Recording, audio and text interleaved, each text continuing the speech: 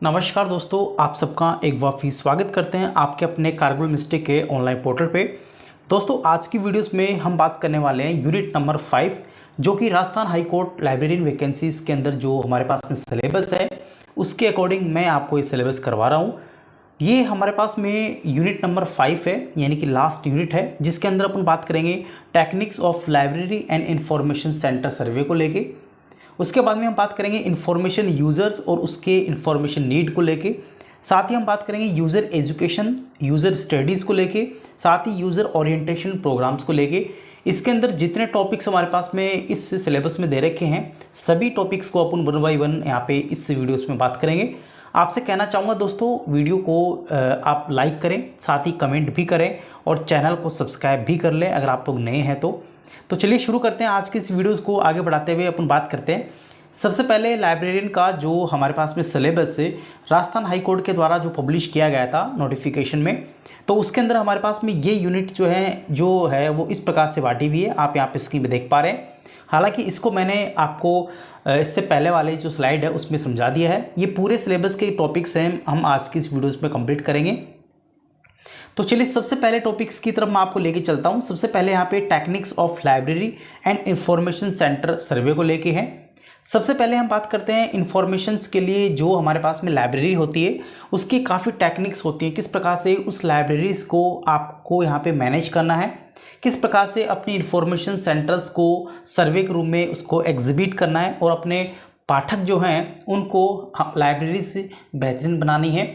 तो कौन कौन सी ऐसी टेक्निक्स आपके पास में होनी चाहिए ताकि आपकी पाठ्य सामग्री जो है वो आपके यूज़र्स तक आसानी से पहुंच सकती है और साथ ही आपका पाठक जो है उस सामग्री को आसानी से एक्सेस कर सकता है। तो यहाँ पे श्री रंगनाथन ने सबसे पहले यहाँ पे लाइब्रेरीज़ के बारे में कहा कि हमारे पास में जो पब्लिक लाइब्रेरी है उसका ज़्यादा से ज़्यादा यहाँ पे यूज़ होना चाहिए। उसके अंदर रखी हुई जो पुस्तकें हैं उनका पाठक तक पहुँचना काफ़ी इम्पोर्टेंट है। अगर इस प्रकार की बुक्स आप लोग यहाँ पे लाइब्रेरीज में क्रय करेंगे, खरीदेंगे, जो कि यहाँ पे पाठक को काफ़ी यहाँ पे महत्वपूर्ण हो उसके पॉइंट ऑफ व्यू से, तो इस प्रकार की पाठक सामग्री की डिमांड जो है वो काफ़ी बढ़ेगी। साथ ही उसमें जो संख्या है रीडर्स की वो भी यहाँ पे लाइब्रेरीज में बढ़ेगी और जो हमारे पास में पर्पज़ है पब्लिक लाइब्रेरीज़ को आगे करना वो भी हमारे पास में पूरा हो सकेगा। यहाँ पे इंफॉर्मेशन सेंटर की बात करें जिसमें काफ़ी प्रकार की आपको यहाँ पे सेलेक्ट करनी होती हैं ऐसी सामग्री को, साथ ही एक्वायर करना होता है, स्टोर करना होता है, उसको रिट्राइव्स करना होता है, साथ ही प्रिपेयर, एब्स्ट्रैक्ट, एक्सट्रैक्ट इत्यादि प्रकार की जो आपके पास में सामग्री होती है उसको यहाँ पे टेक्निक्स के माध्यम से आपको यहाँ पे कंजर्व करनी होती है। यहाँ पे कुछ टेक्निक्स हैं जो यहाँ पे इंफॉर्मेशन सेंटर सर्वे में काफ़ी इंपॉर्टेंट यहाँ पे जो है रोल अदा करती हैं। सबसे पहले टेक्निक परफॉर्मा मेथड्स हैं, जिसमें हम यहाँ पे हमारी लाइब्रेरीज में एक स्टेटमेंट बनाते हैं, एक यहाँ पे पेपर्स पे कुछ क्वेश्चंस लिखते हैं। जैसे यहाँ पे एक फॉर्मेट बना दिया पहले से ही, और ये फॉर्मेट हम हमारे जो यूज़र्स हैं, जो हमारे लाइब्रेरीज़ में यूज़र आएंगे उनको यहाँ पे दे दिया जाता है, जिसमें सिलेक्टेड मान लीजिए कि यहाँ पे मैंने 10 क्वेश्चन यहाँ पे दिए हैं, या फिर आप कह सकते हो कि 5 क्वेश्चन मैंने लिखे हैं लाइब्रेरीज़ के बारे में, और उन लाइब्रेरीज़ का जो लिखा हुआ पैटर्न है वो यहाँ पे यूज़र्स को जैसे ही मैं वो फॉर्मेट दूंगा तो उस फॉर्मेट में यूज़र्स के आंसर को लेने की कोशिश करूँगा, ताकि मुझे ये पता लगेगा कि लाइब्रेरीज़ में जिस प्रकार की सुविधा, जिस प्रकार की टेक्निक्स दी जा रही है वो उन यूज़र्स के लिए कितनी हेल्पफुल है, क्या उनको उसका फ़ायदा मिल पा रहा है, क्या उससे बेहतरीन और करने की आवश्यकता यहाँ पे मॉडर्न लाइब्रेरीज़ में है क्या। तो इस प्रकार से हम यहाँ पे एक पहले से परफॉर्मा मेथड्स यहाँ पे यूज़ कर सकते हो, जिसमें पहले से ही हमारे पास में कुछ सिलेक्टेड क्वेश्चंस होंगे जो कि यूज़र्स को यहाँ पे उसकी भावना को, उसके पाठक सामग्री से जो क्वेश्चंस हैं उसके आंसर यहाँ पे हम इस परफॉर्मा के माध्यम से लेंगे। साथ ही इंटरव्यू मेथड्स भी यूज़ कर सकते हो कि हमारे पास में किसी भी लाइब्रेरीज़ का सर्वे करना होता है तो आप अपने पाठक को डायरेक्ट पूछ सकते हो कि किस प्रकार की आपको पाठक सामग्री यहाँ पे इस पुस्तकालय में चाहिए और किस प्रकार की जो पाठक सामग्री है वो आपके लिए पढ़ने में काफ़ी सहायक है। तो इस प्रकार से आप डायरेक्ट भी यहाँ पे आप रिटन बेसिस में या फिर ओरली आप यहाँ पे पूछ सकते हो।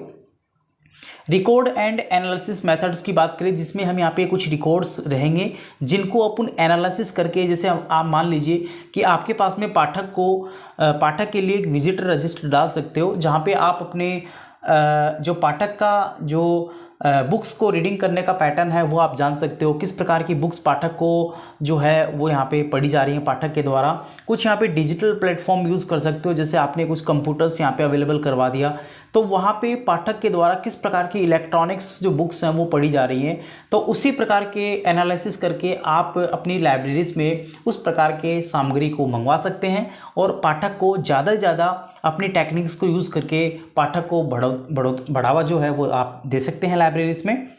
तो ये हमने यहाँ पे बात की है। उसके बाद में इंटरव्यूज़ ये सब चीज़ें अपन ने बात कर ली। आगे हम बात करते हैं information user and their information needs को लेके। बेसिकली इसमें यहाँ पे कैटेगरीज भी हैं, साथ में इन्फॉर्मेशन नीड्स को लेके है और इन्फॉर्मेशन सीकिंग बिहेवियर्स मॉडल्स को लेके है। सबसे पहले कैटेगरीज की बात करें, जिसमें कई प्रकार की लाइब्रेरीज को जो हमारे पास में है उसको कैटेगराइज की जाती है, जिसमें एकेडमिक लाइब्रेरी है, स्पेशल लाइब्रेरी है, पब्लिक लाइब्रेरीज है। तो इस प्रकार से लाइब्रेरीज को अनेक भागों में इसको जो है वो बांटा जाता है। हमारे पास में यूज़र कैटेगरीज की बात करें, जिसमें स्टूडेंट्स को लेके हम बात करते हैं।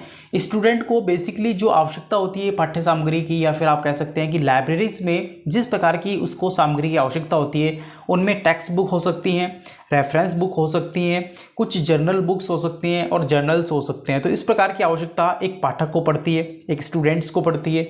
अगर मान लो स्टूडेंट ना होके कोई भी पाठक राइटर का काम करता है या फिर वो अपने आप में स्कॉलर है, तो उसको जर्नल्स की आवश्यकता होगी, कॉन्फ्रेंस प्रोसीडिंग जो है उसकी रिपोर्ट की आवश्यकता होगी, या फिर उससे संबंधित जो भी यहाँ पे नई रेफरेंस बुक है अपनी रिसर्च से संबंधित, वो यहाँ पे उसको आवश्यकता होगी।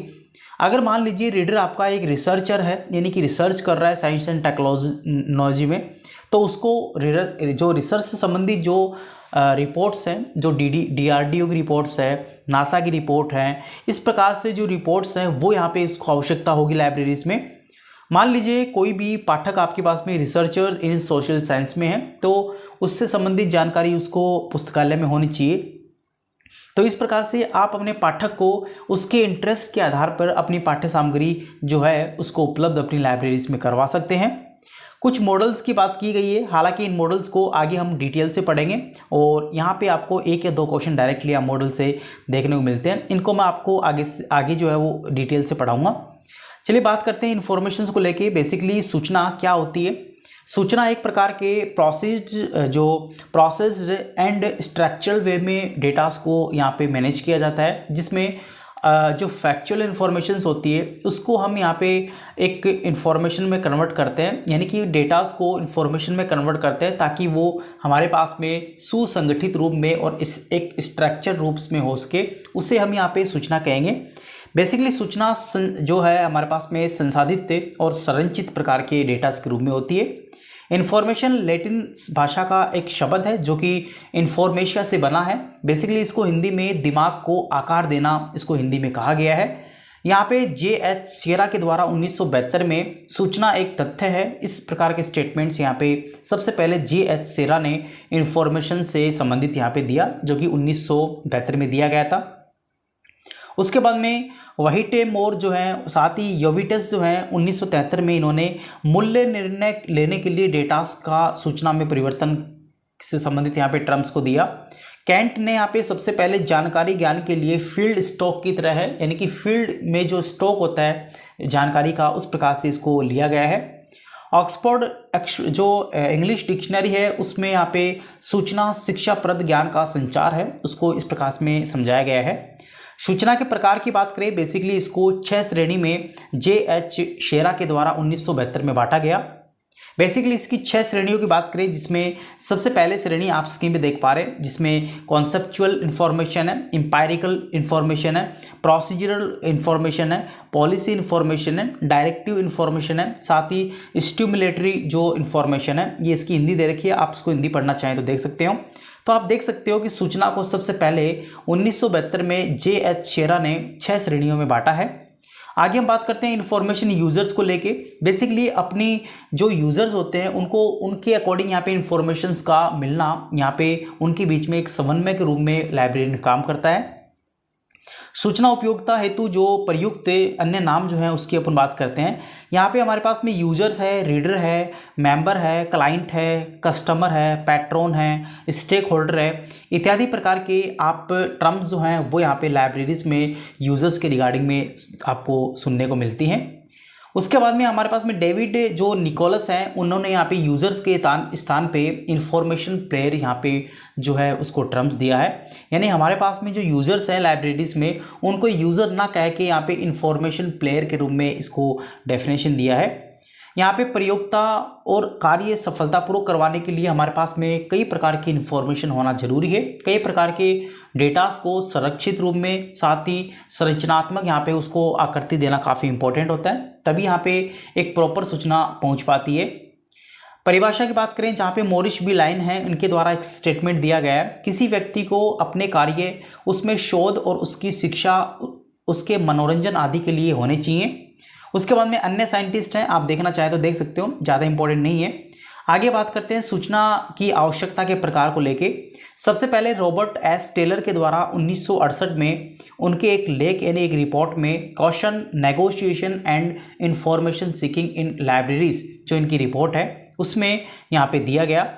बेसिकली इन्फॉर्मेशन को इन्होंने 4 प्रकार से कैटेगराइज किया, जो कि टेलर व्यवस्थित रूप से अध्ययन करने वाले जो प्रथम यहाँ पे वैज्ञानिक थे, जिन्होंने एक व्यवस्थित रूप से यूजर्स का जो है अध्ययन किया।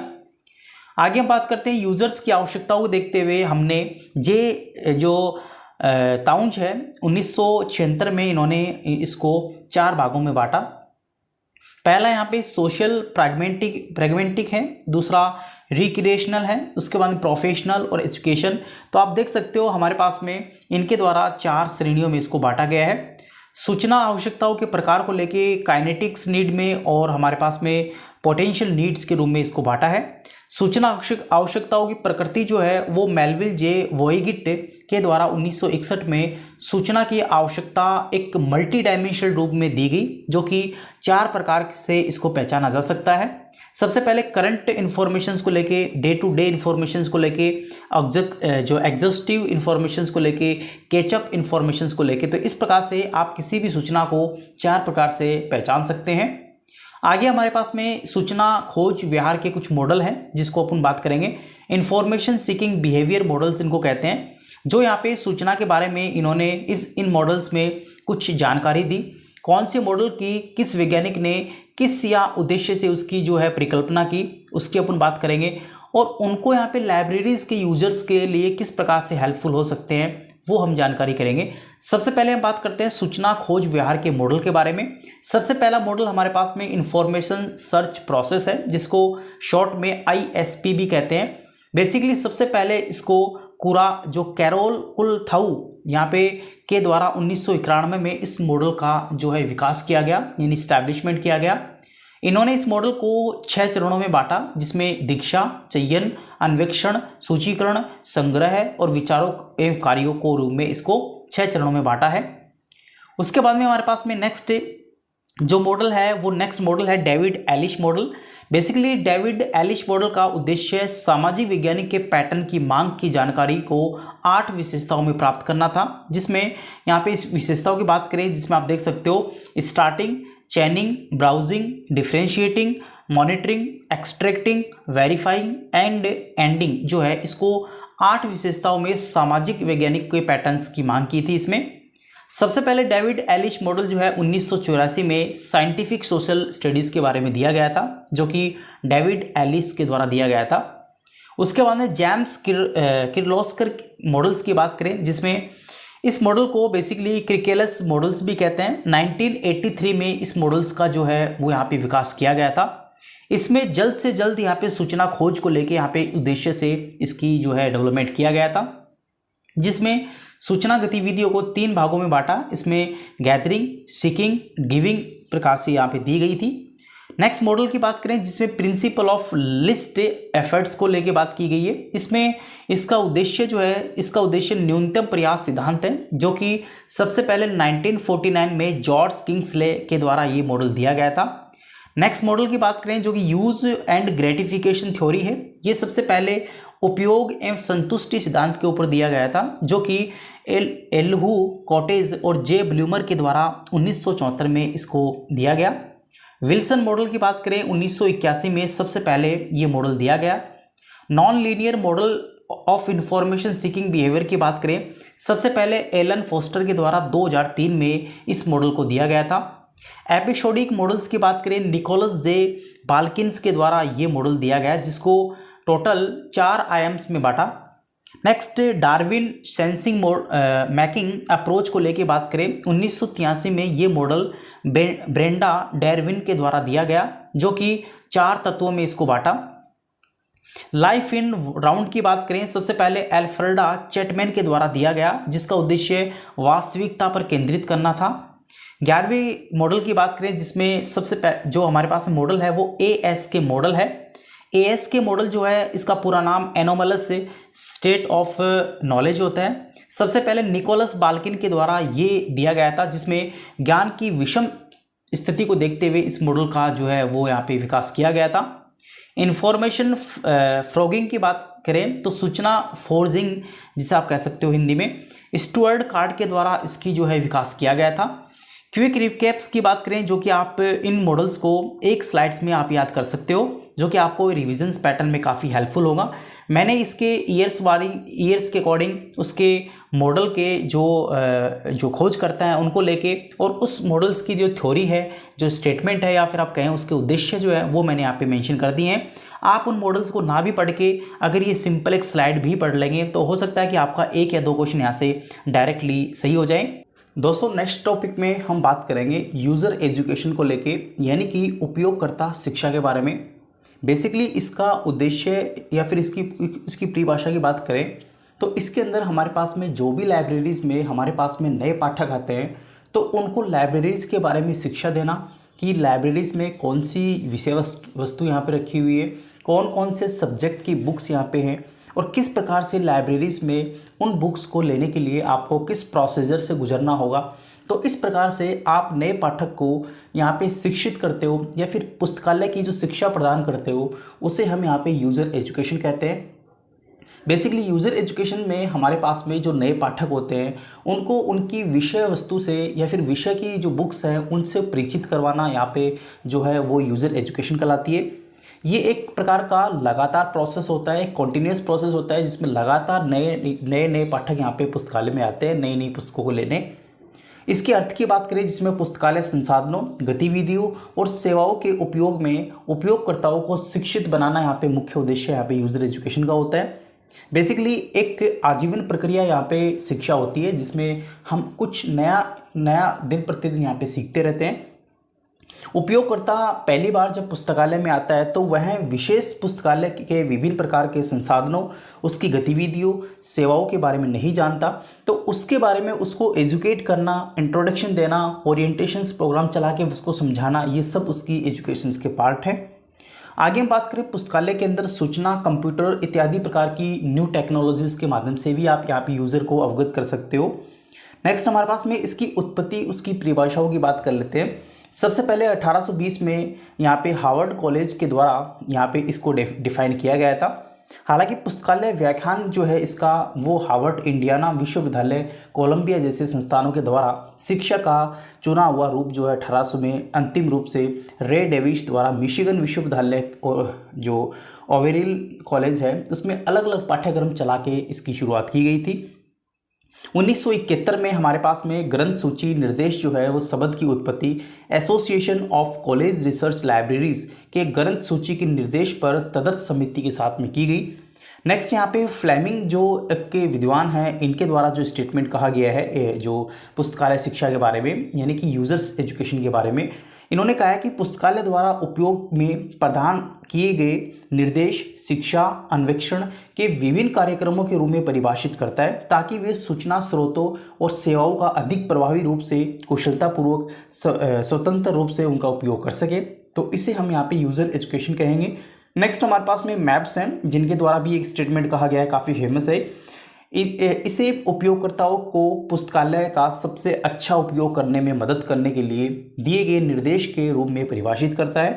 यहाँ पे हमारे पास में जो भी हम यहाँ पे बात कर रहे हैं वो बेसिकली किसी एक नए यूजर्स को एजुकेट करने की बात कर रहे हैं, उसको हम हमारी लाइब्रेरीज़ के बारे में शिक्षित करने की बात कर रहे हैं कि हमारी लाइब्रेरीज़ में जो भी यहाँ पे मटेरियल्स पड़ा हुआ है, जो भी पाठ्य सामग्री है, उसके बारे में उसको अवगत करवाने की बात की जा रही है। तो उसके लिए भिन्न भिन्न प्रकार के टेक्नोलॉजी, भिन्न भिन्न प्रकार की जो डायरेक्टरीज़ है, भिन्न भिन्न प्रकार की जो ओरिएंटेशंस प्रोग्राम है, उसके माध्यम से हम नए यूजर्स को एजुकेट करेंगे। उसके बाद में यहाँ पे जो विद्वान हैं उनके बारे में आप देख लीजिएगा। आगे हम बात करते हैं नेक्स्ट, तो ये थोड़ा स्टेटमेंट है, आप इनको पढ़ लीजिएगा। उसके बाद में ये स्टेटमेंट काफ़ी इंपॉर्टेंट है जो कि यूनेस्को के अनुसार यहाँ पे यूजर एजुकेशन के बारे में कहा गया है। इन्होंने कहा है कि कोई भी प्रयास या कार्यक्रम जो मौजूद और संभावित उपयोगकर्ताओं को व्यक्तिगत या सामूहिक रूप से मार्गदर्शन और निर्देश देगा तो उसे हम यहाँ पे यूजर एजुकेशन कहेंगे। यानी कि किसी भी उपयोगकर्ताओं को उसकी व्यक्तिगत या फिर सामूहिक रूप से जो इंस्ट्रक्शन देगा लाइब्रेरीज में, किस प्रकार से उसको लाइब्रेरीज की पुस्तकों को यूज़ करना है, तो वो उसके लिए एक यूजर एजुकेशन का पार्ट होगा। यहाँ पे हमारे पास में जो यूजर एजुकेशन है वो शब्द जो है वो सूचना साक्षरता के व्यापक बनाने के लिए की अवधारणा के लिए भी किया गया था, क्योंकि आपको पता है कि जैसे जैसे हमारे रीडर हैं, पाठक हैं, उनको हम एजुकेट करेंगे तो जाहिर सी बात है कि सूचना साक्षरता का व्यापक रूप से भी यहाँ पे बढ़ावा मिलेगा। और इस प्रकार के जो प्रोग्राम्स हैं, इस प्रकार के जो ट्रेनिंग्स हैं, वो यहाँ पे यूज़र्स को एजुकेट करने में काफ़ी हेल्पफुल होते हैं, जो कि उसकी पाठ्य सामग्री तक पहुँचना, किस प्रकार से पाठ्य सामग्री को पुस्तकालय से अवगत करवाना है, ये सभी जो है उसको यूज़र एजुकेशन के जो प्रोग्राम्स में शामिल किए जाते हैं। और यहाँ पे यूज़र एजुकेशन को बढ़ावा देने के लिए हम प्रत्येक यूज़र्स को पर्टिकुलर भी हो सकता है या फिर आप उन सामूहिक रूप से छोटे छोटे ट्रेनिंग्स भी चला के उनको इंट्रोडक्शन दे सकते हैं। उसके बाद में यूज़र एजुकेशंस के कुछ पार्ट हैं, आप स्क्रीन में देख पा रहे हैं। सबसे पहले हम बात करते हैं यूज़र एजुकेशंस के लिए सबसे पहले यूज़र को ओरिएंटेशन देना होता है, यानी कि हमारे पास में जो नए पाठक यहाँ पे लाइब्रेरीज़ में आए हैं तो उनको लाइब्रेरीज़ के बारे में एक परिचय देना है, इंट्रोडक्शन देना है, उसे हम यहाँ पे यूज़र ओरिएंटेशंस प्रोग्राम कहते हैं। उसके बाद में यूज़र ओरिएंटेशंस प्रोग्राम जैसे हमने दे दिए तो उसके बाद में लाइब्रेरी इंस्ट्रक्शन देने होते हैं, किस प्रकार से लाइब्रेरीज़ को आप यूज़ कर सकते हो, उसमें रखी हुई वस्तु जो है, उसमें रखी हुई जो पाठ्य सामग्री है, उसको आप किस प्रकार से यहाँ पे सर्कुलेशन टेक्निक्स के माध्यम से, भिन्न भिन्न प्रकार के सेक्शन के माध्यम से आप उस पुस्तक को ले सकते हो। यूज़र इंस्ट्रक्शन की बात करें तो बेसिकली जो उसके इंस्ट्रक्शन होते हैं, लाइब्रेरी और यूज़र के अलग अलग इंस्ट्रक्शन होते हैं, किस प्रकार से लाइब्रेरी यूज़ करनी है और यूज़र को कौन कौन सी बाउंडेशंस में रह के उस पुस्तक को यहाँ पे जो है यूज़ करनी है। उसके बाद में इंफॉर्मेशन लिटरेसी की बात करें, जिसमें हमारे शिक्षा जो साक्षरता प्रोग्राम्स है उसको भी बढ़ावा मिलता है ताकि प्रत्येक यूज़र जो है एजुकेट होता है। कॉन्सेप्ट ऑफ यूज़र एजुकेशन के जो कॉन्सेप्ट है उसको लेके बात करते हैं। सबसे पहले पुस्तकालय अभिविन्यास की बात करते हैं, जिसमें लाइब्रेरी ओरिएंटेशंस प्रोग्राम है। उसके बाद में लाइब्रेरी इंस्ट्रक्शन की बात करते हैं। उसके बाद में जो हमारे पास में बिब्लियोग्राफी इंस्ट्रक्शन है उसकी बात करते हैं। सबसे पहले लाइब्रेरी ओरिएंटेशंस में उपयोगकर्ताओं को उपयोग और सेवाओं के सामान्य तरीके से यहाँ पे अवगत करवाना होता है, लेकिन लाइब्रेरी इंस्ट्रक्शन में अर्थ यहाँ पे उसका जो मुख्य अर्थ होता है वो विशेष सूचना स्रोत और सूचना प्रणाली, साथ ही सूचना सेवा और उपकरणों का उपयोग किस प्रकार से किया जाना है वो यहाँ पे बताया जाता है। ग्रंथ सूची निर्देश में हम यहाँ पे ग्रंथ सूची उपकरणों के बारे में बताते हैं, जैसे ओपेक है, इस प्रकार से सीडी रोम है, ये सभी जो इंस्ट्रूमेंट है उसके बारे में ग्रंथ सूची निर्देश में बताए जाते हैं। उपयोगकर्ता शिक्षा के लक्ष्य उद्देश्यों की बात करें, बेसिकली इसके लक्ष्य और उद्देश्य का मतलब यही होता है कि उपयोगकर्ता को और कर्मचारी के बीच में एक समन्वय डेवलप करना, किस प्रकार से यहाँ पे पुस्तकालय कर्मचारी और यहाँ पे रीडर के बीच में जो कोऑर्डिनेशन है वो बनाए रखेगा ताकि लाइब्रेरी स्वच्छ और सुचारू रूप से संचालित की जा सके और उसमें रखी हुई प्रत्येक पाठ्य सामग्री भी यहाँ पे उसके पाठक को यहाँ पे मिल सके, ताकि उसको एक नॉलेज का जो भरपूर आनंद है वो यहाँ पे लाइब्रेरी से मिल सके और वो उसके माध्यम से विभिन्न प्रकार के ओरिएंटेशन प्रोग्राम में भी भाग ले सके। ठीक है, आगे हम बात करते हैं उपयोगकर्ताओं की शिक्षा नीड को लेके, जो कि हमने पहले वर्बली इसको पढ़ लिया है, आप इसको थोड़ा सा देख लीजिएगा। अब हम बात करते हैं उपयोगकर्ता की शिक्षा का विकास को लेके। सबसे पहले हम बात करें तो इसका उपयोग पेट्रिशिया बी कैनप के द्वारा 1964 में किया गया था। बेसिकली उपयोगकर्ता की शिक्षा के व्यवस्थित उपयोग के बारे में योगदान इसके द्वारा दिया गया था और इसको 1964 में बी कैनप के द्वारा जो है यूज़र एजुकेशन को बढ़ावा दिया गया था। पुस्तकालय और कॉलेज शिक्षण के बीच में एक अधिक महत्वपूर्ण संबंध विकसित करने की विधि भी इसमें खोजी गई थी। हालांकि इस परियोजना को 1960 में आयोजित वैन स्टेट यूनिवर्सिटीज़ के मोठेत कॉलेज जो है उसमें इसका प्रायोजन जो है वो किया गया था।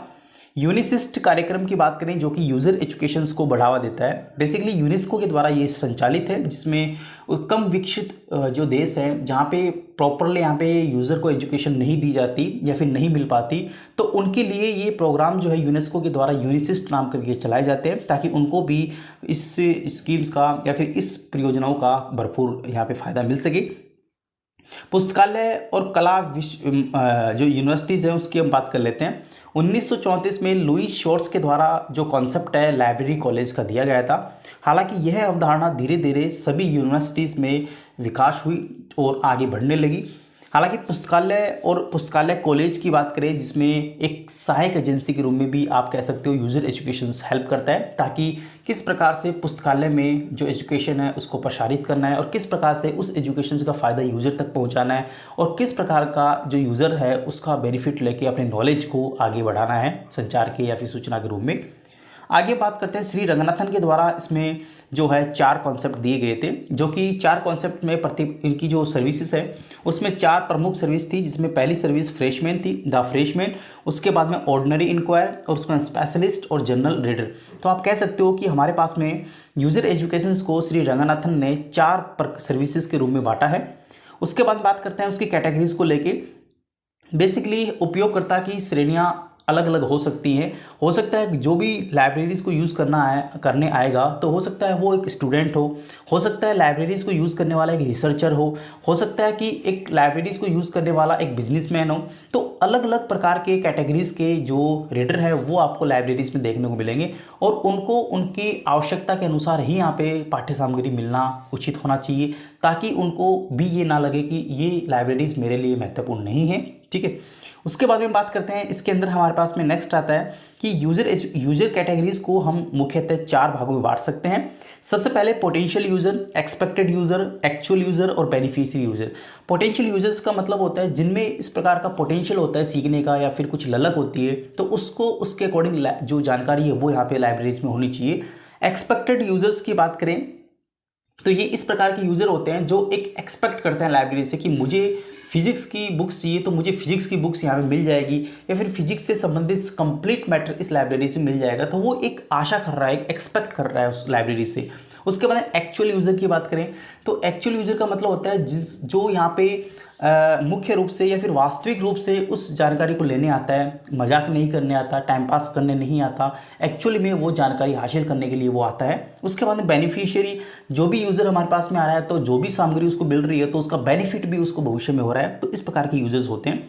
तो 4 कैटेगरीज में यूज़र एजुकेशन को बांटा है जो कि मैं आपको बता चुका हूँ। नेक्स्ट हमारे पास में यूज़र ग्रुप्स को लेके है। बेसिकली इसमें आंतरिक उपयोगकर्ता और बाह्य उपयोगकर्ता हो सकते हैं। आंतरिक उपयोगकर्ता में संस्थान, स्कूल सदस्य यहाँ पे हो सकते हैं। बाहर के जो पुस्तकालय उपयोगकर्ता हैं उनको यहाँ पे शामिल किया गया है। बेसिकली जो यूज़र ग्रुप्स है उनको भी यहाँ पे हमने 6 प्रकार से बांटा है। सबसे पहले सामान्य पाठक, विशेष पाठक, गैर पाठक, विभिन्न प्रकार की सेवाओं के आधार पे और गैर उपयोगकर्ता के आधार पे। तो इनको आप देख सकते हो वर्बली 6 प्रकार से हमने इनको बांटा है। नेक्स्ट हम बात करेंगे, अगला जो हमारे पास टॉपिक है वो है इंफॉर्मेशन लिटरेसी को लेके। बेसिकली हम इंफॉर्मेशन लिटरेसी की बात करें तो इसके अंदर हमारे पास में सूचना जो है साक्षर व्यक्ति बनाना है। कोई भी यूज़र जो है उसको एक सूचना प्रोवाइड करनी है ताकि वो सूचना आगे तक यहाँ पे प्रसारित हो सके। और सूचना साक्षरता सबसे पहले पॉल जोरोवास्की के द्वारा 1974 में इसकी शुरुआत की गई थी। हालांकि जब सूचना उद्योग संघ के अध्यक्ष यहाँ पे रहा करते थे पॉल जोरोवास्की, उन्होंने यहाँ पे महत्वपूर्ण परिभाषा जो है ALA के द्वारा उस टाइम में दी गई थी। यहाँ पे लगातार बदलते जो सूचना वातावरण है उसमें लगातार सीखने की ललक यहाँ पे रहना, जानकारी तक पहुँचना, उसका मूल्यांकन करना, उसका ओरिएंटेशंस करना, तो इत्यादि यहाँ पे जो हमारे पास में है ये यूज़र की जो लिटरेसी है उसको बढ़ावा देता है। ALA के द्वारा जो डेफिनेशन इसकी दी गई है वो आप देख सकते हो। सूचना साक्षरता क्षमताओं का एक समूह है जिसमें व्यक्तियों को यह पहचानने की आवश्यकता होती है कि कब जानकारी की आवश्यकता होती है और आवश्यक जानकारी का पता लगाने, मूल्यांकन करने और प्रभावी ढंग से उपयोग करने की क्षमता होती है या फिर नहीं। तो ये ALA के द्वारा ये डेफिनेशन दी गई है, तो काफ़ी इंपॉर्टेंट है, वो आप देख लीजिएगा। इसी प्रकार से यूनेस्को के द्वारा भी एक डेफिनेशन दी गई है, वो भी आप पढ़ लीजिएगा, क्रिस्टना एस डायल के द्वारा दी गई है। उसके बाद में जो हमारे पास में साक्षरता के प्रकार है वो टोटल 8 प्रकार से बांटा है, जो कि आप देख पा रहे हैं। सबसे पहले कंप्यूटर साक्षरता है, टेक्नोलॉजी लिटरेसी है, मीडिया लिटरेसी है, पुस्तकालय साक्षरता है, रिसर्च लिटरेसी है, वेब लिटरेसी है, उसके बाद में विजुअल लिटरेसी है, डिजिटल लिटरेसी है। तो इस प्रकार से जो लिटरेसी है, साक्षरता है, उसको हमने 8 प्रकार से डिवाइड किया है। आपको सिर्फ 8 प्रकार याद करने हैं, बाकी इसमें इसकी डिफाइन, उसकी जो एक्सप्लेनेशन है वो आपको याद नहीं करना। आगे हम बात करते हैं, नेक्स्ट हमारे पास में है जो लिटरेसी से संबंधित है। सबसे पहले प्राग घोषणा जो 2003 में हुई थी। यहाँ पे 2003 में सूचना साक्षरता पर राष्ट्रीय मंच का जो है वो भी आयोजन किया गया यूनेस्को और US United commission on libraries and information science के द्वारा।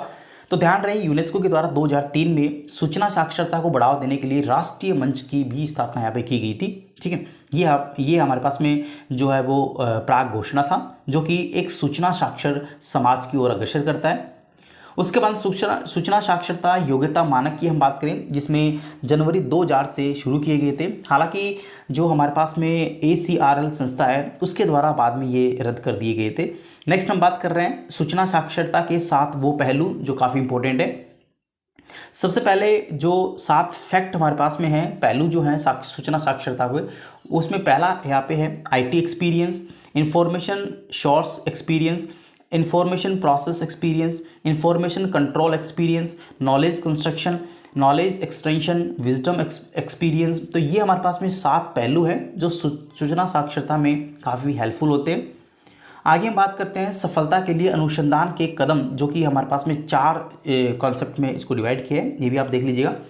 नेक्स्ट हमारे पास में है शूस मॉडल, जो कि हम यहाँ पे इसको शॉर्ट में SAUCE कहते हैं। बेसिकली इसको हम यहाँ पे 5 चरणों में बांटा है। 1999 में शूस मॉडल जो है ट्रेवर बॉन्ड के द्वारा दिया गया था 1999 में। काफ़ी ये जो मॉडल है इसको संशोधित जो है वो 2009 में किया। हालांकि इसका विकास तो 1999 में ही यहाँ पे ट्रेवर बॉन्ड के द्वारा कर दिया गया था। इसको 5 स्टेजेस में बांटा है। पहला स्टेज सेटिंग, उसके बाद में एक्वायर, यूज, कम्युनिकेशन, इवोल्यूशन। ये हमारे पास में 5 स्टेप थे। नेक्स्ट मॉडल पल्स मॉडल है, जो कि 1996 में जेम्स हेरिंग के द्वारा इसका विकास किया गया था। मुख्य रूप से इसको भी 4 भागों में बांटा है, जो कि आप देख सकते हो। पहला भाग purpose, location, use, self evolution, ये हमारे पास में इसके प्रकार हैं। नेक्स्ट मॉडल हमारे पास में डायलॉग, जो कि यहाँ पे इसको 1998 में कोयाहोगा काउंटी में ओयो इंफॉर्मेशन स्कूल्स के लिए सूचना नेटवर्क विकसित किया गया। इसमें 8 चरणों में इसको बांटा है, जो कि आप स्क्रीन पे देख पा रहे हैं। सबसे पहला चरण डिफाइन, इनिशिएट करना, एसेस, लोकेट और ऑर्गेनाइज, गाइड, यूज, इवेल्युएट। तो ये हमारे पास में 8 इसके स्टेप है, चरण हैं जिनको इसमें बांटा है। बिग 6 इंफॉर्मेशन स्किल की बात करें, जो कि यहाँ पे MB इशनबर्ग और RE बर्कोविट्स के द्वारा ये बांटा गया है। सूचना कौशल शिक्षण अनुसंधान की समस्याएं सुलझाने 6 चरणों में 6 मॉडल्स 6 स्टेप्स के रूप में इसको बांटा गया है। हालांकि इसको हम यहाँ पे 6 चरणों में बांटा है, वो आप यहाँ पे देख सकते हो। ज़्यादा इंपॉर्टेंट नहीं है, इसलिए मैं आपको यहाँ पे कह रहा हूँ कि ये आप इसको वर्बली देख सकते हैं। एम्पावरिंग 8 इंफॉर्मेशन लिटरेसी मॉडल की बात करें, 2004 में कोलंबो में NILI संस्था के द्वारा इसका जो है वो शुरुआत की गई थी। इसमें बेसिकली 8 जो एम्पावरिंग यानी कि इंफॉर्मेशन लिटरेसी मॉडल के अंदर 8 कॉन्सेप्ट दिए थे। पहला आप देख पा रहे हैं identify, explore, select, organise, create, present, assess, apply. ये हमारे पास में 8 इंफॉर्मेशन जो लिटरेसी के कॉन्सेप्ट है वो यहाँ पे दिए थे। रिसर्च साइकिल इंफॉर्मेशन जो लिटरेसी प्रोग्राम है उसको 1995 में स्टार्ट किया गया था, जो कि जेमी मैकेंजी के द्वारा पहली बार 1995 में इसको स्टार्ट किया गया था।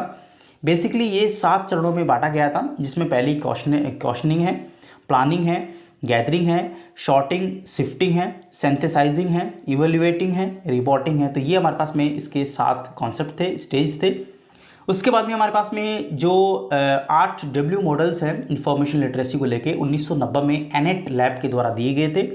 8 वो मॉडल आप लोग देख सकते हो, 8 W मॉडल जो कि W से स्टार्ट होते हैं, तो ये भी थोड़े इंपॉर्टेंट नहीं है। 7 पिलर ऑफ इंफॉर्मेशन लिटरेसी जो कि आप देख पा रहे हैं, इसमें 7 पिलर्स को हम बात करें 7 स्तंभ के नाम से जाने जाते हैं। 1999 में ये जो है दिए गए थे। पहला पिलर हम बात करें तो आइडेंटिफाई करना, scope, plan, gather, evaluate, manage, present, ये हमारे पास में 7 पिलर हैं, काफ़ी इंपॉर्टेंट है, ये आप इसको देख के जाइएगा। Big blue taxonomy of information skill की बात करें 2001 में JISC संस्थान के द्वारा ये दिए गए थे। उसके बाद में स्कोनल की बात करें, जो कि यहाँ पे इसका पूरा नाम society of college, national and university libraries होता है। 1950 में इसका कॉन्सेप्ट दिया गया था। 7 स्तंभ के रूप में इसको जो है वो बांटा है। उसके बाद में कुछ बाधाएं हैं लाइब्रेरियन के लिए, तो वो आप देख सकते हो, ठीक है, ज़्यादा इंपॉर्टेंट तो नहीं है। उसके बाद में कुछ इंपॉर्टेंट फैक्ट्स हैं। सबसे पहले अंतर्राष्ट्रीय साक्षरता दिवस 8 सितंबर से स्टार्ट किया गया था बनाना। पढ़ना एक पूर्ण आदमी बनता है, सम्मेलन एक तैयार आदमी बनाता है, लिखना एक सटीक आदमी बनाता है। ये सबसे पहले फ्रांसिस बेकन के द्वारा एक स्टेटमेंट के रूप में कहा गया था। इन्फोलिट ग्लोबल यूनेस्को और इफ्ला के द्वारा एक साक्षरता पहल है। उसके बाद में हमारे पास में यूज़र स्टडीज़ के बारे में बात करते हैं। यूज़र को स्टडीज़ यानी कि उपयोगकर्ता का अध्ययन करना है। जो भी उपयोगकर्ता आपकी लाइब्रेरीज़ में आए हैं उनके बारे में आपको जानना है कि उन लाइब्रेरीज़ में जो यूज़र आए हैं उनको किस प्रकार के मटेरियल्स की आवश्यकता है, किस प्रकार से उनको मटेरियल्स को उपलब्ध करवाना चाहिए, कब कब कौन कौन सा मटेरियल उनको अच्छा लगता है और किस प्रकार का मटेरियल उनको अच्छा लगता है। तो इस प्रकार से आप यूज़र के ऊपर स्टडी करेंगे, यूज़र के ऊपर रिसर्च करेंगे, ताकि आपको ये पता लग सके कि लाइब्रेरी में किस प्रकार की सामग्री रखी जाए ताकि पाठक उसका भरपूर जो है फ़ायदा ले सके। तो इसमें उपयोगकर्ताओं की आवश्यकताओं का अध्ययन करना यहाँ पे इसमें बताया गया है, जो कि आप देख सकते हो। परिभाषा कुछ यहाँ पे विद्वान हैं उनकी देख सकते हो, ज़्यादा इंपॉर्टेंट टॉपिक्स नहीं हैं, तो आप इसको ऊपर देख लीजिएगा, ठीक है। ये उपयोगकर्ता अध्ययन के विकास को लेकर 1948 में ओक हार्ट JD बर्नल के द्वारा एक पेपर में इसको जो है वो पब्लिश किया गया था। उसके बाद में जो हमारे पास में प्रोफेसर हर्बर्ट मेंजिल है, उन्होंने 3 श्रेणी में बांटा है, बिहेवियर, यूज, इन्फॉर्मेशंस में। उसके बाद में हमारे पास में कुछ और भी यूज़र स्टडीज़ के कुछ कॉन्सेप्ट टाइप्स हैं, वो भी आप देख लीजिएगा। आगे हम बात करते हैं, हमारे पास में नेक्स्ट है, हाँ ये इंपॉर्टेंट है, इसको आप देखे जाइएगा स्लाइड को। यहाँ पे आप देख सकते हो कि हमारे पास में यूज़र की स्टडी करने के लिए कुछ मेथड्स हैं, कुछ टेक्निक्स हैं। सबसे पहले टेक्निक हमारे पास में जनरल मेथड है, या इसको कह सकते हो पारंपरिक तरीका यानी कि डायरेक्ट मेथड। उसके बाद में इनडायरेक्ट मेथड और स्पेशल मेथड। डायरेक्ट मेथड में आप कुछ क्वेश्चनरीज दे सकते हो अपने यूज़र्स को और उनसे पूछ सकते हो कि आपको किस प्रकार की जो सेवाएं हैं वो लाइब्रेरी से चाहिए। उसके बाद में साक्षरता है, इंटरव्यू है, फिर डायरी सिस्टम है, उसके बाद में ऑब्जर्वेशन बाय सेल्फ, और नेक्स्ट हमारे पास में ऑपरेशन रिसर्च स्टडी है। उसके बाद में इनडायरेक्ट मेथड्स की बात करें जिसमें लाइब्रेरी रिकॉर्ड्स एनालिसिस है, साइटेशन एनालिसिस है। उसके बाद में हमारे पास में स्पेशल मेथड जिसमें आप कंप्यूटर फीडबैक ले सकते हो, अनकन्वेंशनल मेथड्स हैं और बिहेवियर बेस्ड मेथड्स हैं, ठीक है। उसके बाद में हमने थोड़ा ये भी देख लिया, तो इसको अभी आप देख लीजिएगा, ये शॉर्ट है, आप इसको पढ़ना चाहे तो पढ़ सकते हैं। Techniques of method, user education की टेक्निक्स जो है वो आप देख सकते हो। इसमें टीचिंग मेथड है, टीचिंग मेथड में आप अपने यूज़र्स को जो है वो लेक्चर दे सकते हो, सेमिनार दे सकते हो, डेमोन्स्ट्रेशन दे सकते हो, गाइड टूर दे सकते हो। तो वहाँ पे ग्रुप इंस्ट्रक्शन में आप इसको दे सकते हो, ग्रुप बना के दे सकते हो यूज़र्स का। उसके बाद में फिल्म, वीडियो टैप स्लाइड्स हैं, ऑडियो टैप्स हैं, वो आप यहाँ पे अलग अलग जो यूज़र हैं उनको भी दे सकते हो या फिर ग्रुप में भी दे सकते हो। उसके बाद में बुक है, प्रिंटेड गाइड है, प्रैक्टिकल एक्सरसाइज है, प्रोग्राम इंस्ट्रक्शन है, सेल्फ इंस्ट्रक्शन मटेरियल्स हैं, वो आप प्रत्येक लाइब्रेरीज में यूज़र्स को दे सकते हो अलग अलग। उसके बाद में हमारे पास में एवेल्यूएशन करने के आपके पास में यूज़र प्रोग्राम्स 3 प्रकार के हैं। बेसिकली पहला जो टाइप्स है वो साइकोमेट्रिक है, फिर सोशियोलॉजिकल है, फिर इल्यूमिनेटिव है। तो ये 3 प्रकार के जो हमारे पास में एजुकेशन पर्पस के प्रोग्राम्स हैं। यूज़र ओरिएंटेशंस प्रोग्राम को लेके हम बात करें जिसमें नए यूज़र्स के लिए जो भी हमारे पास में लाइब्रेरीज में आते हैं, तो नए यूज़र्स को किस प्रकार से उनको मोटिवेट करना है, किस प्रकार से लाइब्रेरीज के इंस्ट्रक्शन देने हैं, उस प्रकार के प्रोग्राम्स को हम ओरिएंटेशंस कहते हैं। बेसिकली ये इसे हम यहाँ पे आइस ब्रेकिंग स्टेजेस भी कह सकते हैं, ठीक है। आगे हम देख सकते हैं कि इसकी नीड है, मेथड्स हैं, ज़्यादा ये इंपॉर्टेंट तो नहीं है, इसलिए मैं आपको यहाँ पे ज़्यादा इस पर मेहनत नहीं करवा रहा। तो दोस्तों ये हमारे पास में लास्ट आपकी लाइब्रेरी साइंस की लास्ट यूनिट थी, जो कि लाइब्रेरी रजिस्ट्रार की जो वैकेंसी राजस्थान हाई कोर्ट में 34 पदों के ऊपर निकाली गई है, जिसमें 22 जून को इसकी एग्जामिनेशन भी हैं। तो आशा करता हूं दोस्तों ये मैंने कंप्लीट सिलेबस आपको करवा दिया है, यूनिट नंबर 1, 2, 3, 4 और 5, ठीक है। उसके बाद में हमारे पास में कुछ इंपॉर्टेंट लॉज की बुक्स बचती हैं। और कंप्यूटर वाला है, कंप्यूटर वाला पोर्शन आप यहाँ पे पीडीएफ से कर लेना, आपको टेलीग्राम पे मिल जाएंगी, जो कि मैंने लिंक नीचे दे रखा है। आप टेलीग्राम पे जाएंगे तो आपको कंप्यूटर की इंपॉर्टेंट शॉर्ट नोट्स हैं और इंपॉर्टेंट एमसीक्यूज़ है, वहाँ से आप देख लीजिएगा, वहाँ से आप इसको पढ़ लीजिएगा, ठीक है। और हमारे पास में जो भी आपके पास में जो अभी तक आपने जितने भी नोट्स बनाए हैं तो उनको आप क्विक रिवाइज कीजिएगा, उसके ऊपर एमसीक्यूज़ निकालिएगा, ताकि आपको अपनी तैयारी को बेहतर बनाया जा सके।